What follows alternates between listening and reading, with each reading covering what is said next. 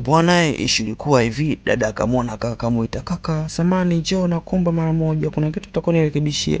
Okay, ofisa akasema mna shida, ngoja nije. So unajua tena mtoto mzuri, ofisa akasema hamna shida, nakuja. Niambie dada, tatizo ni nini? Dada akaanza kujilimbwasa. Simu yangu hapa ilikuwa inawaka saa vile imezima ghafla, sijui tatizo ni nini. Jamaa akaangalia akasema, dada mbona kaa inawaka simu hii? Hem, niangalizie basi. Jamaa akaangalia pale akacheki simu. Akasema hii hapa inawaka. Dada akasema nikaona simu imewaka. Akasema kaka kumbe fundi. Jamaa mimi fundi. Nilikuwa tangu darasa la kwanza nilikuwa fundi simu. Jamaa akaanza kujamba fai pale mwenyewe nini. Dada akasema okay.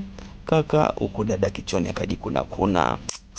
Ananifaa huyu kaka jamani. Kaka mwenyewe yupo busy kweli, yani yupo busy kweli na simu. Basi dada akamwambia okay basi kaka tutaonana hata nje. Akasema hamna shida. Nje wakaonana wenyewe. Akasema wewe kaka unajua kutengeneza simu? Simu yangu mara hii kawaka ipo vizuri. Kaka akamwambia yeye ndo kazi zangu zile unajua tena. Mara vu PC kapita hiyo hapo. Jamaa akajifanya kama yoni fulani hivi akavunga. Akamwambia niendelee niambie mwanamke. Mwanamke akamwambia hamna kitu. So baadaye tunaweza tukaonana tukapata chakula cha pamoja. Ofisa akasema okay basi hamna shida, poa poa. Kama hivyo basi kaenda.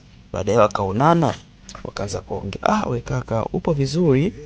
Dada akacheka.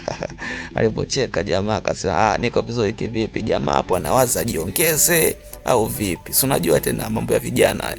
Jamaa akawaza akasema ya nini kujiongeza, nitaumia bure, ngoja nileze kwa chips niondoke. Sema nini sikuacha hata namba.